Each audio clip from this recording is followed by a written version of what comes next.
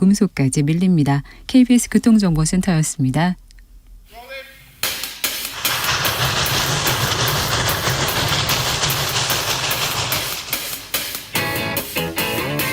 오늘도 열심히 돌아갑니다. 정치발전소 장앤장.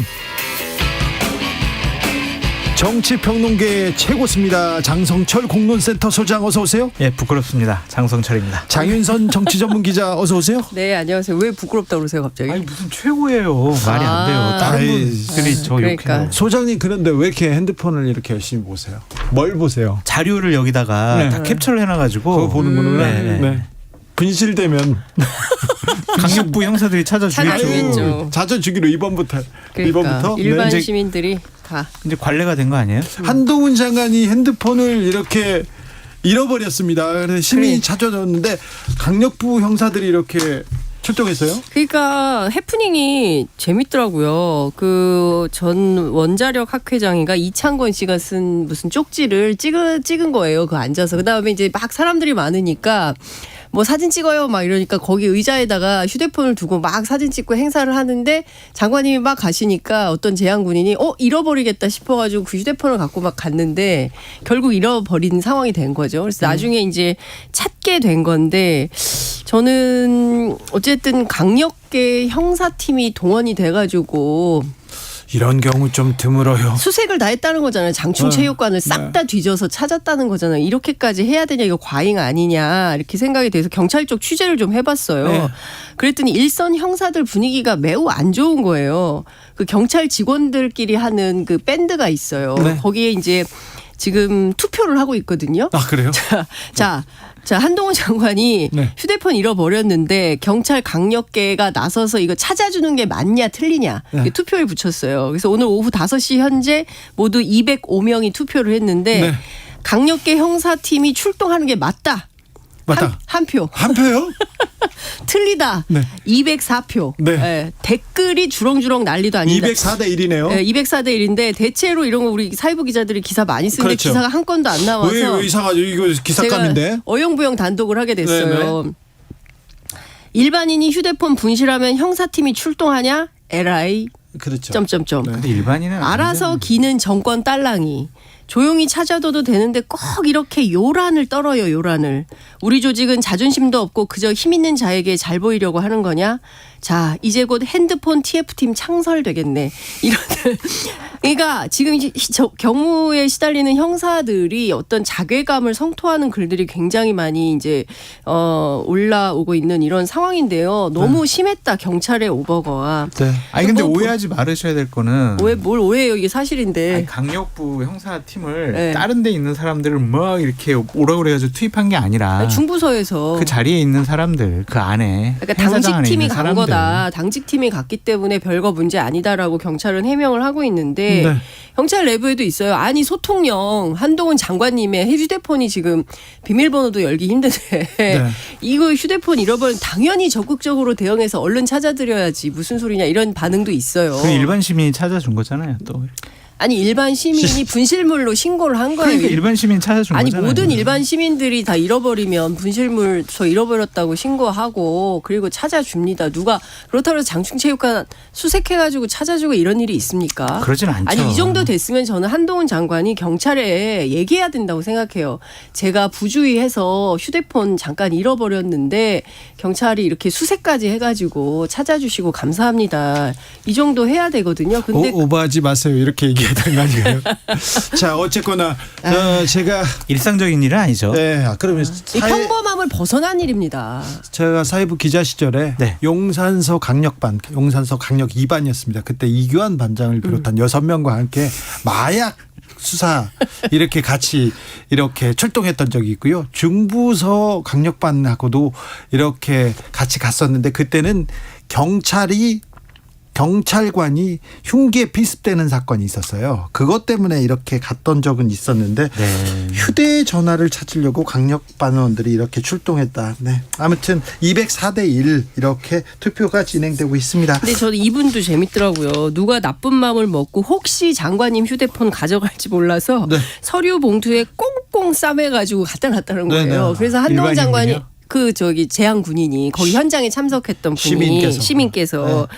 그래가지고 오늘 한동훈 장관하고 통화를 한 거예요. 그래서 한동훈 장관이 뭐라고 얘기했냐면 참 좋은 분이다 이렇게 얘기를 했어요. 그러니까 저는 굉장히 해프닝이긴 하지만 이 사건이 우리 사회에 주는 상당한 여러 가지 의미가 있다고 생각합니다. 저는 이분이 누구를 참 나쁜 사람이라고 생각을 할까 이런 등등에 대해서 우리가 참 많은 생각을 하게 된 사건이었다는 생각이 좀 듭니다. 그렇네요. 네. 자, 정치권으로 가보겠습니다. 쟁점으로 떠올랐던 불체포 특권은 이제 어떻게 되는 겁니까? 흐지부지요? 네. 아니요. 민주당 한대요. 때문에. 아니 무슨 민주당 때문에 서약 한다니 정치선언 한다 그랬어요. 제가 오늘 확인하고 왔어요. 민주당도 네, 이제? 한대요. 예. 네. 이번 주 그 말을 금요일 날 믿어요? 안 할 수가 없게 되는 거 아닙니까 이제? 불신지옥 뭐 이런 거예요. 왜 그러세요? 이번 주 금요일 날 의총이 있는데 의총에서 정치 선언하는 정도로 서약 포기하자 이런 정도는 할 것 같아요. 다만 당론으로 이 체포동의안 가결을 정하자. 이거는 좀 현실적으로 곤란한 거 아니 아니냐. 혁신위에서 하라고 그러니까 했잖아요. 흐지부지라니까. 혁신위원회에서 하자고 했는데 이재명 대표도 당황해한다는 얘기가 들려요. 네. 이거는 좀 왜냐하면 지금 검찰 정권이고 이거를 민주당 스스로 규정을 만들어 버리면 경우에 따라서 빼박이 될 수가 있다. 근데 어떤 사람의 경우 이거 굉장히 억울한데 당론이어서 이건 반드시 그 가결해야 돼. 이렇게 되면 곤란한 거 아니냐. 그렇기 때문에 이 부분에 대해서는 오늘 누굽니까? 권칠승 수석도 이런 얘기를 했는데 의원 개개인의 권한이기 때문에 의원들 동의도 필요하고 그러려면 절차나 형식이 필요하기 때문에 아마도 금요일 날 의총장에서 이 문제 세게 논의가 될 것 같아요. 의원 개개인의 정치 선언 정도? 개개인의 선택인데 왜 대선 때는 왜 대선 공약으로 했어요? 민주당은 이재명 당시 이재명 후보는? 대표 공약. 이재명 당시 대선 후보가 자기 체포동의안 공약했잖아요. 내려놨잖아요. 아니 그러니까 본인 대선 문제. 후보니까 자기 거가 아니라 당론으로 대선 공약으로 한 거란 말이에요. 대국민적인 약속. 그런데 이제 와서 혁신위에서 너희들 이거 당론으로 정해라고 했는데 그거는 좀 곤란할 것 같고 우리 서약식 할게. 국민의힘에서 불체포 특권 이거 서약을 했을 때 민주당에서 얼마나 조롱했어요. 우리 서약이냐 뭐냐 뭐 하는 거냐 이랬는데 지금 본인들이 서약 수준의 약속만 한다는 거잖아요. 이거는 지킬 생각이 없는 거죠. 정치 선언 정도를 한다는 건데 이를테면 그동안 방탄 프레임이 많이 걸렸기 때문에 이제 더 이상 민주당이 불체포 특권을 통해서 뭐 검찰에 수사받지 않거나 뭐 구속을 피하거나 이런 것은 하지 않겠다. 근데 그것이 집단적으로 막 당론으로 결의해서 하면 혹여 억울한 피해자가 생길 수 있기 때문에 이것은 안 된다라는 수준의 얘기인 것 같아요. 그리고 또 하나는 대선 후보 시절에 약속했던 것과 지금의 정치 상황이 또 많이 다르잖아요. 그러니까 검찰 정권 하에서 벌어지고 있는 압수수색만 하더라도 이재명 대표만 하더라도 굉장히 과도하게 많았고 이를테면 김건희 여사 사건과 비교해 볼 때 말이죠. 그런 측면에서 볼 때 공정하다고 보기 어려운 거죠. 민주당 입장에서 민주당 사람들이 보기에는. 그래서 그 부분에 대해서는 달리 판단을 하고 있는 걸로 보입니다. 근데 약속을 어떠한 조건이나 상황에 따라서 지킬 수 있고 지킬 수 없다면 그것은 약속이 아니라는 생각이 들어요. 나는 너를 사랑해라고 했는데 가로 열고 네가 돈이 많아서 가로 열고 니네 아버지가 잘 나가서 가로 열고 네가 예뻐서 가로 열고 네가 좋은 집에 살아서 이거는 약속이 아니죠. 사랑하는 것이 아니고. 장 소장님께서도 잘 아시겠지만 이 불체포 특권이라는 것이 역사적 맥락이 있는 거잖아요. 그럼요. 잘 아시는 것처럼 헌법 44조 그다음에 개헌법 13조에 이게 다 규정이 되어 있는 거잖아요. 그러니까 어찌됐든 지금 보면 민주주의를 하는 데 있어서 의회와 행정부와 사법부가 이제 서로 견제와 균형을 그럼요. 맞춰야 되는 상황인데 어느 한쪽이 무소불위의 권력을 행사하기 시작하면 입법부의 권한을 침해받을 소지가 있다면 그것은 그 권리를 스스로 내려놓는 것에 대해서는 다시 생각해 봐야 된다. 민주주의를 침해할 수 있기 때문에 그런 겁니다. 그런 게 아니고 말씀이에요. 정상적으로 작동이 된다면 당연히 불체포 특권 이거 특권이니까 내려놔야 된다라고 할 수 있지만 지금 상황은 조금 달리 규정될 수밖에 없는 그러니까 정치 상황이다. 옳으신 이렇게 말씀인데 그 대선 당시에 이재명 당시 후보에게 국민이 당시엔 불체포 특권 폐지하는 거 그 공약으로 약속해줘라고 요구 안 했어요. 본인이 정치 개혁 차원에서 본인이 먼저 약속을 한 거란 말이에요. 이번에 혁신위의 이러한 당론으로 처리를 해라. 라고 한 것도 혁신위에서 우리 민주당이요 국민의 눈높이에 맞는 상식에 맞는 정당으로 탈바꿈하고 있어요. 최소한 이거부터 해야 되라고 1호 요구사항이에요. 근데 그거를 아유 우리가 억울할 수도 있으니까요. 케이스 바이 케이스 요 약속 이거 못하겠고요. 서약식만 할게요. 이거는 좀 너무 아닌 것 같아요. 서약은 하고 실제로 국민적 눈높이에 맞는 수준의 불체포 특권을 내려놓는 행동은 한다. 그런데 당론으로 규정하는 네. 이것은 하지 않겠다는 당론으로 거예요. 규정을 해서 국민들에게 아니 확신을 국민의힘은 심어줘야죠. 당론으로 규정했어요? 그러니까 국민의힘 지금 비판하자면 한도 네. 끝도 없는데 네. 민주당에서 네. 대선 후보 약속했고 혁신위원장이 약속했는데 자기들끼리 이거 우리가 당론으로 하면 안 될 것 같고 서약으로만 그치고 케이스 바이 케이스로 하자. 자기들끼리 그냥 치고받고 싸우는 거잖아요. 그거를 뭐라고 하는 거지. 국민의힘을 지금 옹호하는 건 아니잖아요. 다른 정치권 이슈로 좀 넘어가 보겠습니다. 이 이슈 괜찮은데 괜찮아요. 네, 총선. 알겠어요? 네, 충분히 아셨어요. 네.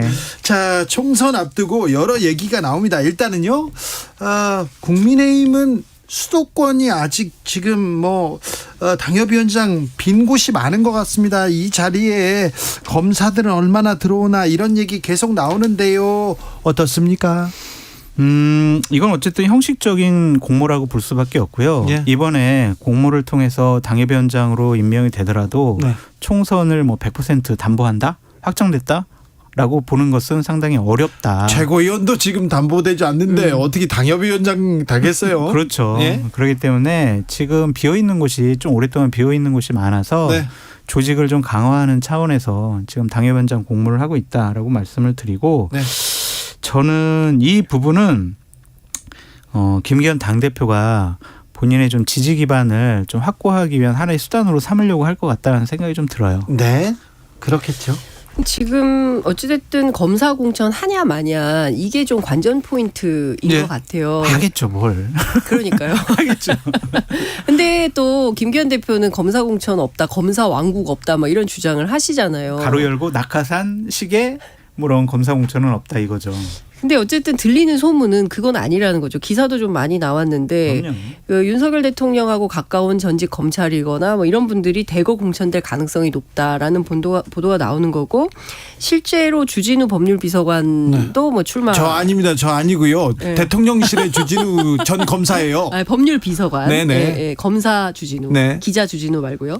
그 출마를 한다는 거고요. 이분 말고도 지금 준비 중인 분들이 많이 이제 그럼요. 얘기가 되고 있잖아요. 그렇죠. 그러니까 사실 아니라고는 하지만 실제로 검사 정당. 몸 푸는 사람들도 많아요. 그러니까요. 그렇게 될 가능성이 높다. 그런데 또 이걸 갖다가 검사 공천이 아니라 일종의 개국공신 비슷하게 선거에 기여해서 당선에 기여했으므로 공천을 주는 거다라고 프레임을 또 전환을 하고 있어요. 그러니까 이건 좀 아니지 않냐라는 생각이 좀 듭니다. 자, 검사 출신의 선거 캠프에 있었거나 윤석열 대통령 주변에 있었던 사람들이 어느 자리로 가고 있는지 지금 많이 가고 있거든요. 그렇죠. 그 부분을 조금 이렇게 주목해서 보시면 될 것 같습니다. 우리가 이제 스토리를 좀 하나 확인해야 되는 게 뭐냐면 김기현 당대표가 지금 세게 지금 얘기하고 있잖아요. 네. 검사 공천 없다고요. 네. 대통령도 같은 생각이라고요. 막 이러잖아요. 네.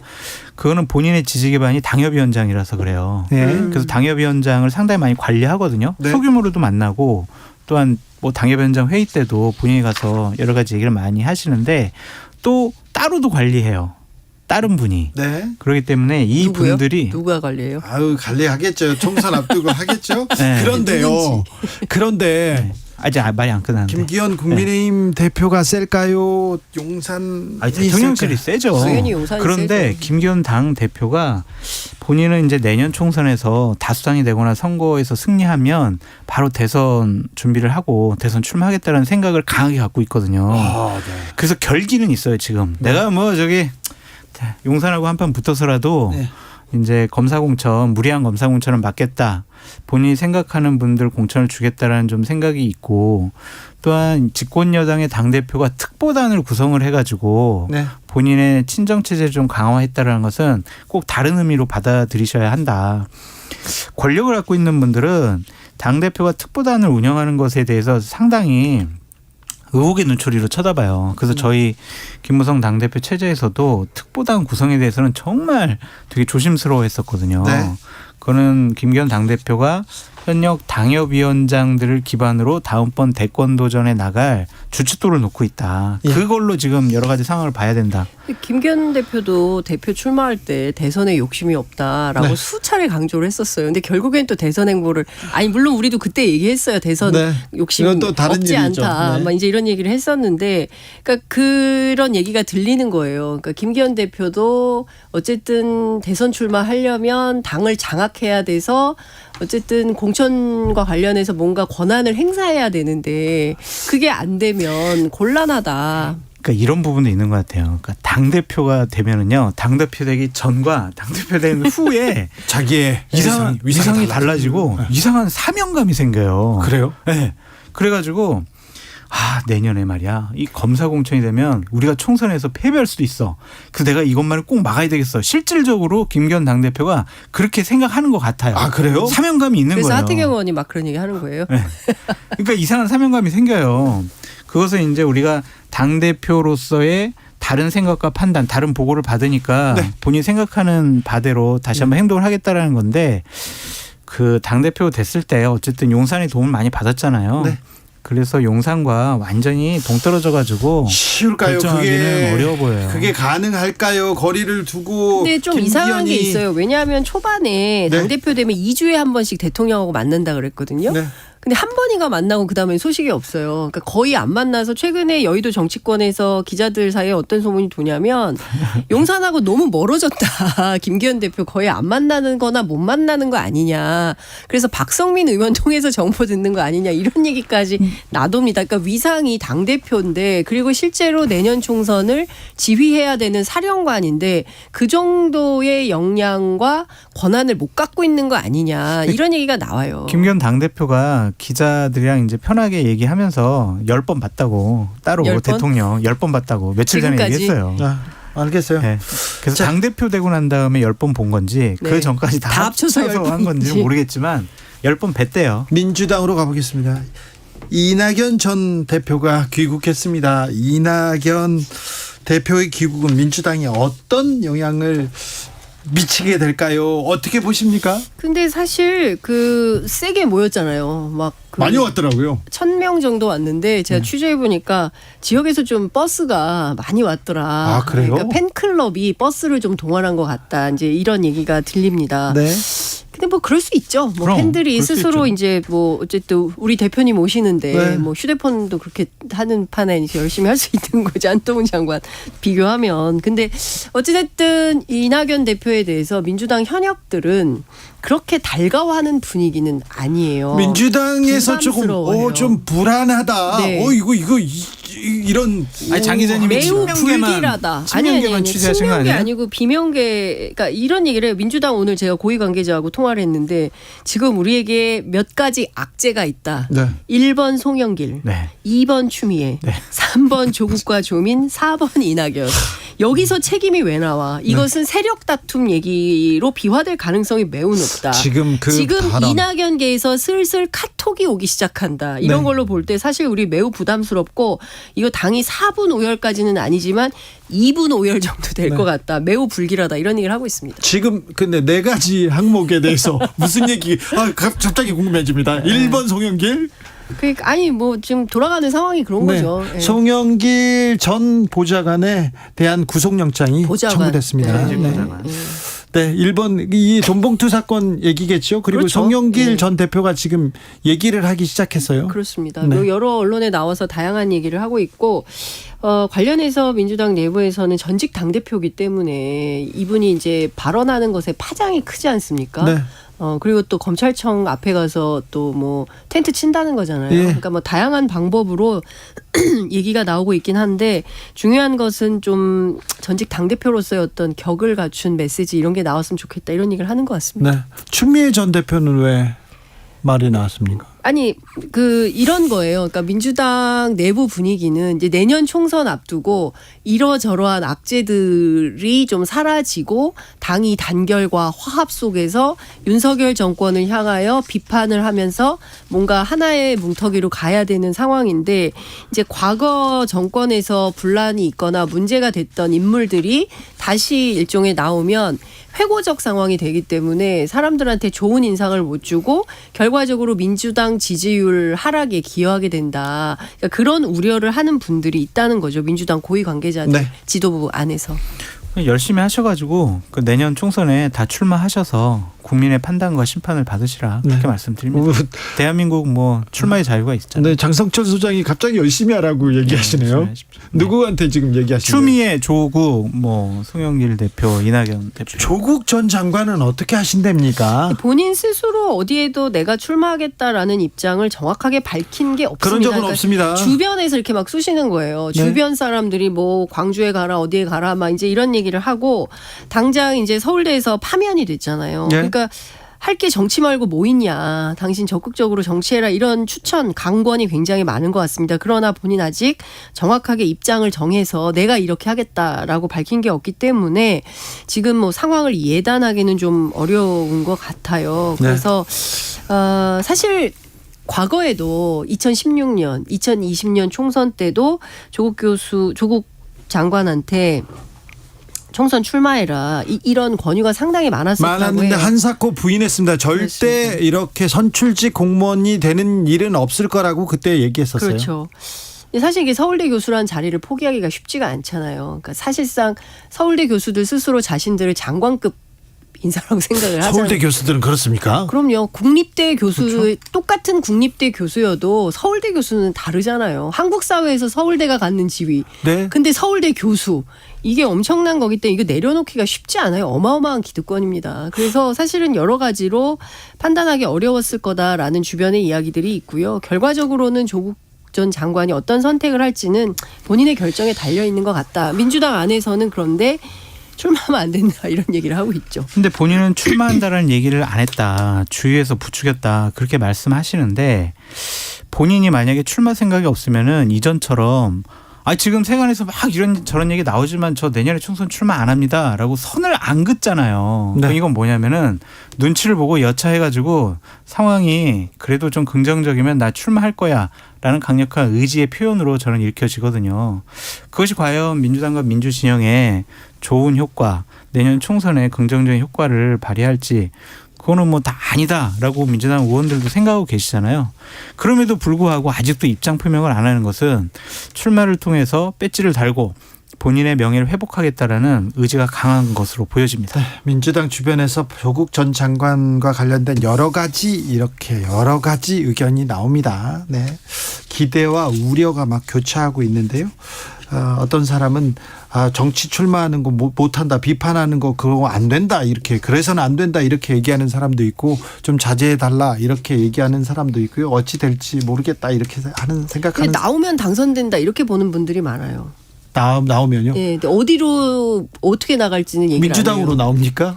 민주당에서 공천을 줄까요? 그것도 전재수 의원은 또 이제 그렇게 얘기를 했는데 오늘 뭐 네. 여러 인터뷰에서.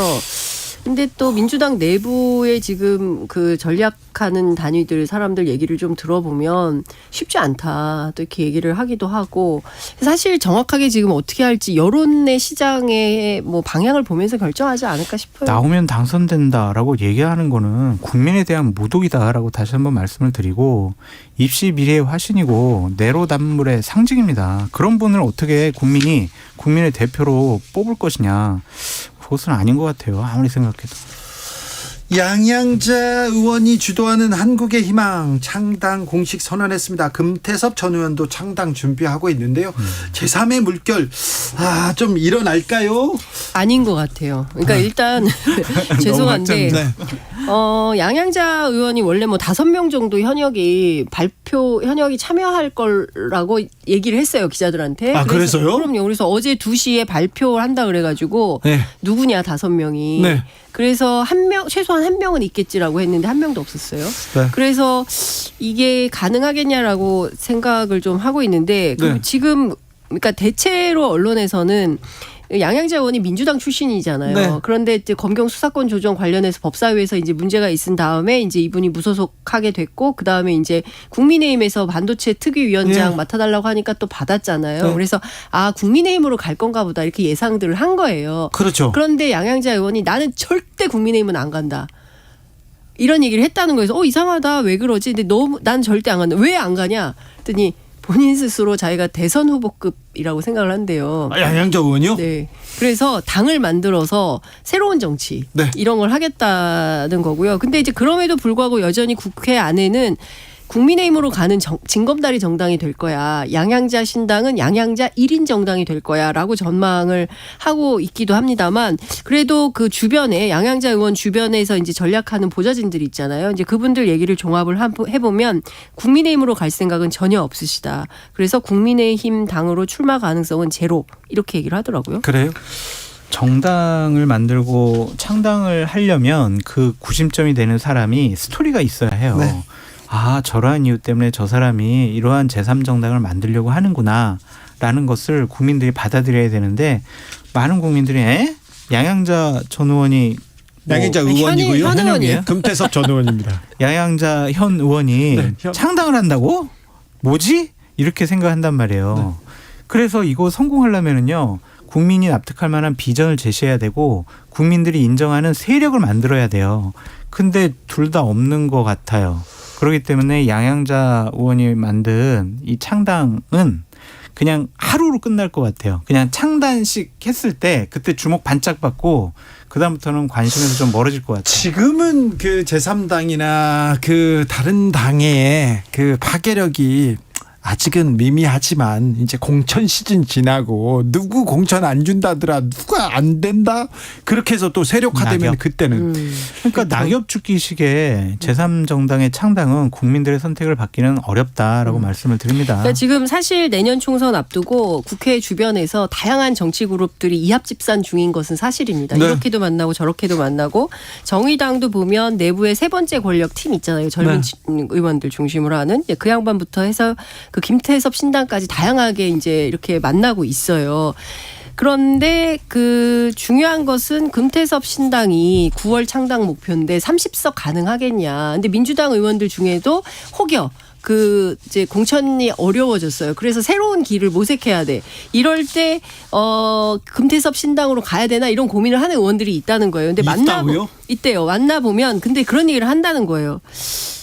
그래도 그렇지 우리가 태섭이 깃발로 들어가는 게 맞냐 이런 얘기를 한다는 겁니다. 그러니까 정치적으로 명분이 좀 약하다라는 얘기를 한대요. 제가 예측하기에는 지역구에서 어떤 의미 있는 의석수를 확보하기는 어려울 것 같고 결국에는 비례대표 정당을 만들어서 국민들이 그래 저 사람들은 국회에 있었으면 좋겠어라고 해서 좀 비례대표 의석수를 확보할 가능성이 있지 않을까 싶어요. 그거는 선거법 개정하고 관련이 있는데 민주당 그다음에 국민의힘 양당 공이 위성정당에 대해서는 대단히 비판적이어서 네. 선거법 개정을 하면 비례를 뭐 병립형으로 가거나 네. 아니면은 뭐 정당 명부식의 연동형으로 가거나 근데지만 위성정당은 폐지한다는 거기 때문에 네. 아니 거긴 쉽지는 위성정당이 않다. 아니라 비례대표 비례대표 제3정당이 제3 창당에 나선다는 정의당의 길은 무엇일까 계속 고민에 빠지는데요. 관심도 끌고 있는데 이 얘기는 다음번에 해야 되겠습니다. 네, 장성철 소장님, 장윤선 기자님 감사합니다. 감사합니다. 네, 고맙습니다. 저는 여기서 인사드리고요. 내일 오후 5시 5분에 돌아오겠습니다. 지금까지 주진우였습니다.